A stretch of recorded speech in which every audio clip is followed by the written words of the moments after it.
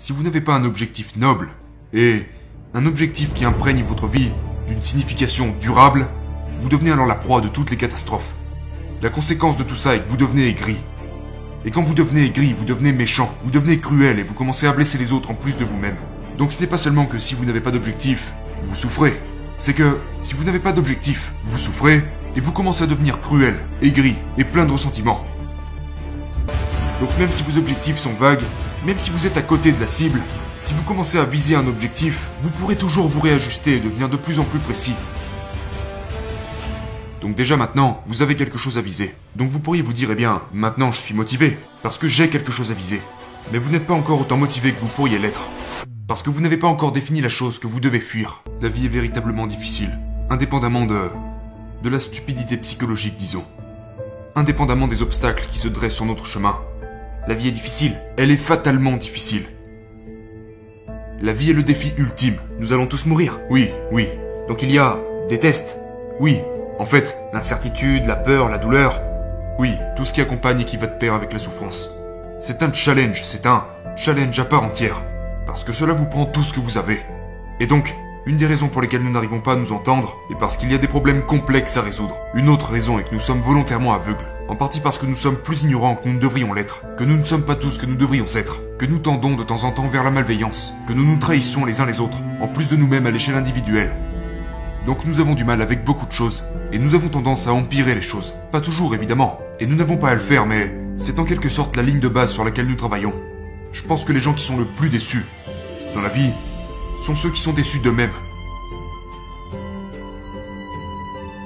Donc l'une des choses dont j'ai parlé à mon audience, c'est la relation entre la responsabilité et le sens. Qui est, comment dirais-je, comme un refrain constant dans ce livre. Si vous commencez par la présomption qu'il existe une souffrance fondamentale liée à la vie et que cela peut être amplifié à cause des défaillances humaines comme la malveillance, la trahison, l'auto-trahison, le mensonge et toutes ces choses négatives que nous nous faisons les uns les autres et à nous-mêmes qui amplifient la souffrance. Et c'est une chose sur laquelle vous devez absolument travailler. Et c'est souvent la contemplation du mal qui rend les gens désespérés, déprimés, anxieux, débordés, toutes ces choses. Et ils ont leur raison. Mais vous devez trouver quelque chose à placer contre tout ça. Et c'est du sens. Le sens est en quelque sorte l'instinct qui vous aide à vous guider à travers cette catastrophe. Et la plupart du sens se trouve dans l'adoption de la responsabilité. Donc si vous pensez par exemple, si vous pensez aux gens que vous admirez, alors déjà, pensez quand vous avez la conscience tranquille. Parce que c'est une bonne chose à viser. C'est quelque chose de différent au bonheur. Une conscience claire est différente du bonheur? Oui, c'est mieux.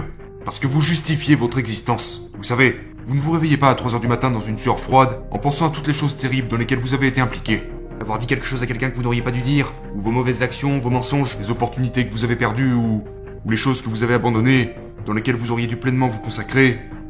Et donc, si vous pensez au moment où vous étiez en paix avec vous-même, en ce qui concerne la façon dont vous vous conduisez dans le monde, parce que c'est presque toujours la condition principale à respecter pour commencer à se tenir responsable, ou du moins, la quantité de culpabilité la plus importante que vous puissiez ressentir serait probablement liée à la certitude que vous ne prenez même pas soin de vous-même, que vous laissez cette responsabilité à d'autres personnes, parce que c'est assez pathétique. À moins que vous soyez psychopathe, et que vous vivez une vie parasitaire, qui caractérise seulement une petite minorité de personnes. Mais la plupart du temps, c'est vous le coupable. Et vous avez honte parce que vous n'êtes pas... Non seulement vous ne prenez pas soin de vous-même, mais en plus de ça, quelqu'un d'autre doit s'en charger. Vous ne vivez pas à la hauteur de votre plein potentiel. Il y a donc un poids existentiel qui accompagne cette attitude que vous devez porter avec vous-même en permanence.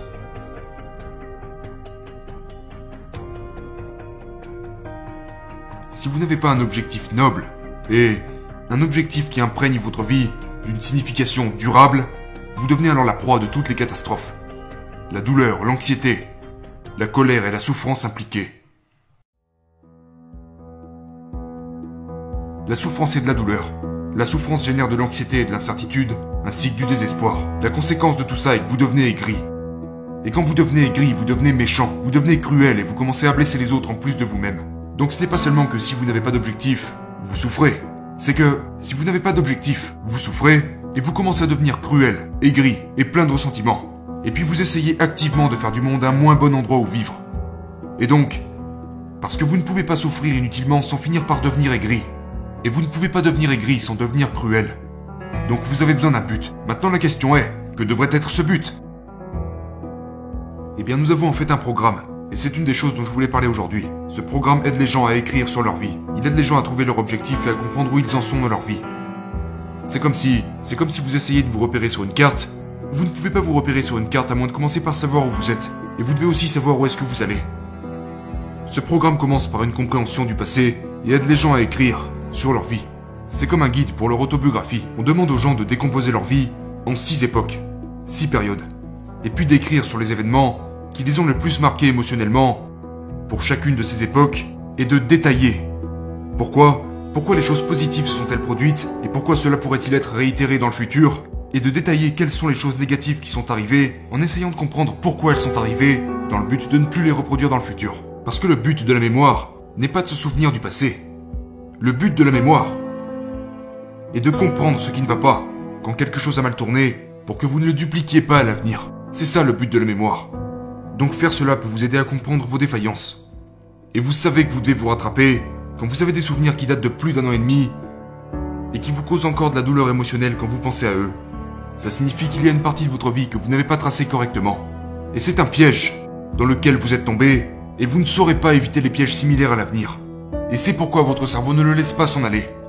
Parce que voilà ce que votre cerveau essaye de faire. Ceci t'est arrivé, ce n'était pas bien. Ceci t'est arrivé, ce n'était pas bien. Ceci t'est arrivé, ce n'était pas bien. Corrige, corrige, corrige, corrige. Et ça ne disparaîtra jamais, à moins que vous ne corrigez cette chose en question. Alors comment est-ce qu'on peut s'y prendre? Eh bien, vous devez d'abord comprendre pourquoi est-ce que c'est arrivé. C'est la première chose. Comment avez-vous laissé surgir cette situation et vous laisser tirer vers le bas? Et ce n'est pas facile. C'est pour cela que nous avons créé le programme d'écriture. Parce que c'est compliqué de penser à ça de façon organisée.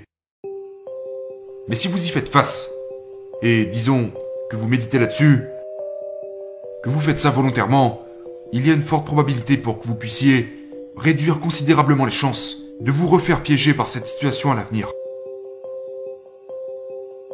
La seconde partie du programme aide les gens à faire une analyse de leurs vertus et de leurs défauts. L'idée est à peu près la même.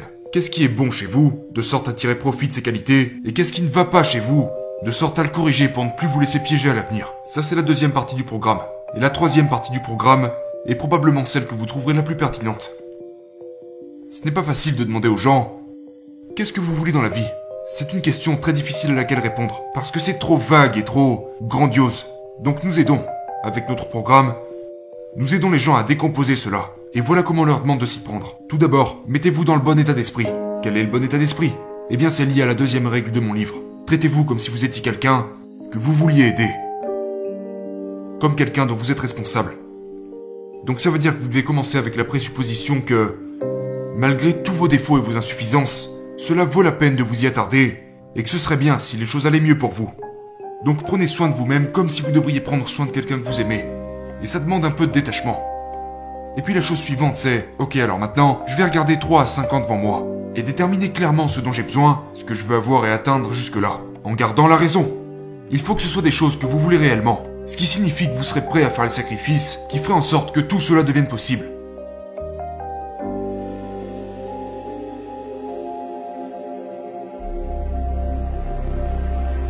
Donc dans ce programme, on vous demande de trouver ce que vous voulez et ce dont vous avez besoin. C'est l'idée. Mais vous devez viser ces choses. Vous devez vous définir des objectifs. Donc ensuite, ce que vous avez à faire, c'est vous dire « Ok, si vous pouviez rassembler votre famille de la façon que vous voulez qu'elle le soit, à quoi ressemblerait-elle » Ça pourrait être vos frères et sœurs et vos parents, mais ça pourrait être aussi, vous savez, votre mari ou votre femme et vos enfants, si on suppose que vous en êtes déjà à ce point dans votre vie. Si vous pouviez avoir la famille que vous vouliez, à quoi cette famille ressemblerait? Ok, votre carrière, c'est la même chose. Si vous pouviez avoir la carrière ou le travail qui est à votre portée, qui est nécessaire et adapté à vous, que serait-il? Comment allez-vous vous éduquer? Parce que vous n'êtes pas si intelligent que vous le devriez. Il y a encore énormément de choses que vous devez savoir. Donc, continuez à apprendre et à aller de l'avant. Chargez-vous de planifier cela. Comment allez prendre soin de vous-même mentalement et physiquement? Comment allez-vous éviter les tentations catastrophiques comme la drogue et l'alcool? Parce que cela fait tomber beaucoup de gens. Pour ça aussi, il vous faut un plan. Si vous êtes un buveur social, dans quelle mesure est-ce que vous buvez? Qu'en est-il de votre consommation de drogue? Vous devez réguler tout ça. Vous ne devez pas tomber dans le piège. Comment allez-vous utiliser votre temps de manière judicieuse et productive en dehors de votre travail? Il vous faut un plan pour ça. Donc c'est... il y a un autre point. C'était le 6e point. Il y en a un 7e, mais je me rappelle plus duquel c'est. Oh, vos relations intimes, bien sûr. Donc, il vous faut une relation intime et stable à long terme. Et si c'est déjà le cas, à quoi aimeriez-vous que cette relation ressemble? Il vous faut une vision pour ça. Parce que si vous n'avez pas de vision, vous ne pourrez pas viser quelque chose. Et si vous ne visez pas quelque chose, vous serez incapable de voir les opportunités quand elles se présenteront. C'est très important. J'ai écrit à ce sujet dans le 10e chapitre qui est « Soyez précis dans votre discours ». C'est un chapitre sur le fait que vos objectifs structurent vos perceptions. Donc par exemple, quand vous visez quelque chose, votre cerveau, littéralement, la structuration perceptive dans votre cerveau, se réoriente pour déterminer un chemin vers vos buts. Et puis ensuite, ce qu'il vous montre, ce vers quoi il vous guide, que ce soit des obstacles à votre vision ou des chemins vers votre vision, c'est de cette façon que vous percevez le monde.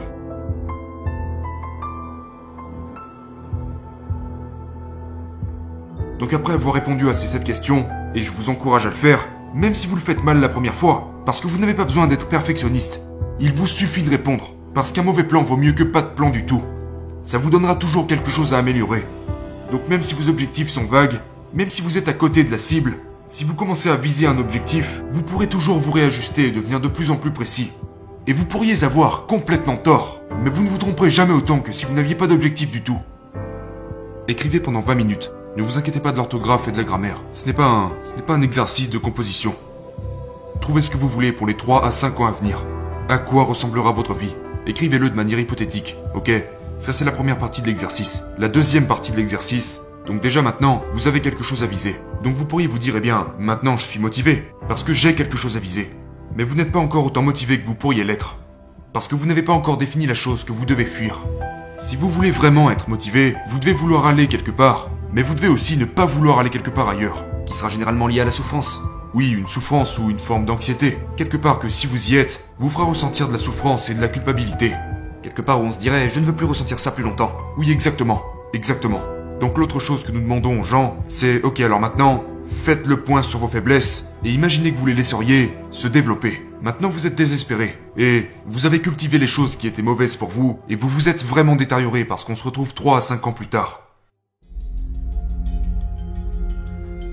Quel serait par exemple le genre de faiblesse que les gens pourraient avoir? Ils mentent, ils procrastinent, ils fuient, ils sont narcissiques, ils sont indisciplinés, ils sont nihilistes, désœuvrés, toutes ces choses-là. Une mentalité de victime, ils ont l'habitude de prendre les chemins faciles, ils poursuivent des plaisirs impulsifs, ils sacrifient le sens pour l'opportunisme, ils délaissent leurs responsabilités primaires, ils se disputent inutilement avec leurs parents, ils ne parlent pas correctement à leur conjoint. Ils sont aigris au travail parce qu'ils ne disent pas ce qu'ils voudraient dire. Ils ne réfléchissent pas à ce qu'ils vont faire le jour suivant. Ils boivent trop, ils fument trop, ils prennent trop de médicaments, ils ne s'entraînent pas suffisamment. Les gens savent ce qui ne va pas chez eux. Tout le monde a un ensemble de faiblesses à corriger. Donc maintenant vous connaissez vos faiblesses. Et vous savez dans quel genre d'enfer est-ce que vous allez descendre si vous vous autorisez à y descendre. Parce que vous venez d'en avoir un avant-goût. Le but ici est de vous visualiser en train de vous laisser tomber, pour finir par atterrir dans une position dramatique d'ici 3 à 5 ans. Parce que vous n'avez pas fait ce que vous auriez dû faire. Donc à quoi cette position ressemble-t-elle? Écrivez-le, il faut que vous le sachiez. Disons que vous devez faire quelque chose de difficile comme aller aborder votre patron. C'est comme, eh bien, peut-être que l'espoir ne suffira pas à vous encourager à faire ça. Vous pensez, eh bien, oui mais si je ne vais pas parler à mon patron, soigneusement et intelligemment, alors je vais finir par détester mon travail, et puis je vais me mettre à boire de manière plus poussée. Et je vais finir dans ce petit bout d'enfer que j'ai conçu au préalable. C'est comme, oh, je ne veux pas y aller, ou je ne veux pas parler à mon patron, ou je ne veux pas affronter ma femme, ou mon mari, ou peu importe, ou mon père, ou mes enfants. Oui, mais si je ne le fais pas, je vais finir par descendre dans cet enfer. La prochaine partie du programme est la suivante. Donc maintenant c'est bon, vous avez une vision. Oui, même qu'elle ne soit pas très bonne. Oui, il vaut mieux avoir une vision erronée que pas de vision du tout. C'est toujours quelque chose que vous pourrez améliorer. Regardez, par exemple, vous tentez de traverser un territoire que vous ne connaissez pas. Et voici vos options. Pas de carte, une carte qui n'est pas si bonne que ça, ou la vraie carte. Donc évidemment, la vraie carte est la chose que vous voulez. Mais la carte approximative reste un bien meilleur choix que pas de carte du tout.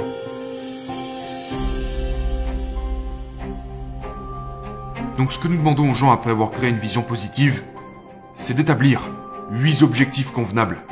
Puis ensuite de les classer dans une hiérarchie. Parce que vous avez besoin de savoir quel est l'objectif le plus important. Voilà, des objectifs incrémentaux, exactement. Et c'est la chose suivante. Après ça, vous devez décomposer chaque objectif en plusieurs objectifs incrémentaux. Pour que vous ayez une probabilité raisonnable de réussir. Ça va vous placer dans une zone de développement maximal.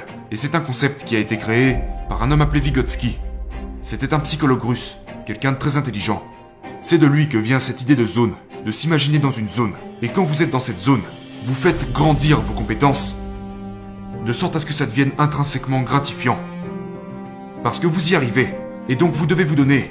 Si vous êtes honnête avec vous-même, vous pensez, ok, je dois établir des objectifs, mais je dois établir des objectifs que quelqu'un d'aussi nul et stupide que moi soit en mesure d'atteindre s'il se met à fournir des efforts. Vous devez faire ça parfaitement. Parce que ça ne doit pas être si haut et si grandiose et inatteignable que vous finissez par échouer, pour ensuite justifier votre aigreur. C'est comme, eh bien, je suis en mesure de faire ça. Parce que c'est ce qui se passe pour la plupart des gens. Ça arrive tout le temps. Oui, ça arrive quasiment tout le temps. Oui, absolument. Je me suis fixé des objectifs, je n'ai pas réussi à les atteindre, donc je ne me fixe plus d'objectifs. Eh bien, non. Vous vous êtes seulement fixé des buts qui n'étaient pas appropriés. Avec le mauvais délai, oui, vous n'avez pas calibré ça proprement. Et vous vous êtes joué un tour parce que dans la plupart des cas, vous cherchez à échouer pour pouvoir justifier le fait de ne plus avoir à essayer. Et devenir une victime. Ce qui n'est pas très utile. Et vous serez toujours une victime. Je veux dire, il n'y a pas d'autre explication. Donc, vous savez, parce que la vie est un challenge qui, dans un certain sens, ne peut pas être surmonté. Donc il n'y a pas de vraie solution à ce problème, mais il y a certainement de meilleures manières de le gérer. Et donc vous décomposez vos 8 objectifs en petites étapes. Voilà, disposez-les. Et la prochaine chose dont vous avez besoin, c'est d'une motivation pour ça. Parce que vous allez avoir des périodes de doute. Et les gens autour de vous vont essayer d'interférer avec vos objectifs. Donc vous parlez d'un sens. Quand vous dites motivation, vous voulez dire un sens. Oui, des raisons. D'accord. C'est comme, ok, donc, quelle sorte de raisons pourraient être de bonnes raisons qui accompagneraient vos objectifs? Très simple. En quoi ce serait bon pour vous? En quoi ce serait bon pour votre famille? Si vous atteignez vos buts, en quoi ce serait bon pour la société en général? Parce que si c'est de bons objectifs, ils doivent être bons pour vous, et c'est bien, mais si c'est vraiment de bons objectifs, ils doivent être aussi bons pour vous que pour les personnes autour de vous. Et si vous établissez vos objectifs, pourquoi ne pas établir un ou plusieurs autres objectifs qui bénéficieraient à un plus grand nombre de personnes simultanément? Vous pouvez faire ça, mais commencez par vous occuper de vos propres problèmes. Parce que vous devez d'abord vous occuper de vous-même, avant de vouloir vous occuper des autres.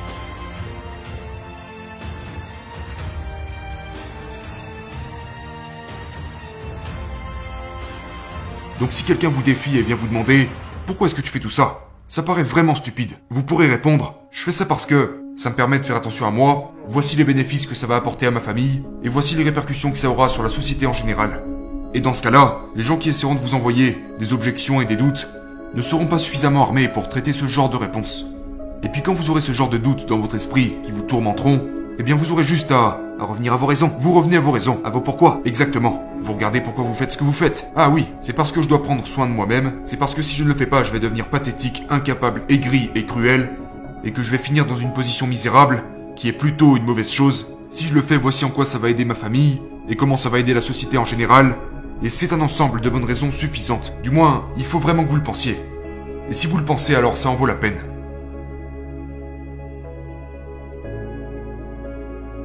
Mais ne vous y trompez pas. La première noble vérité du bouddhisme, la vie est souffrance. Ceci est vrai. C'est même plus que ça.